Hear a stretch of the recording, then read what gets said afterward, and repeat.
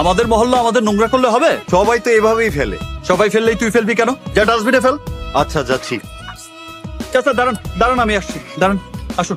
এই যে ইটে, এখানে ইটে পাড়া দেন। এবার ওইটা। আল্লাহ তোমার ভালো করুন। What happen young man? সবার মুড অফ কেন?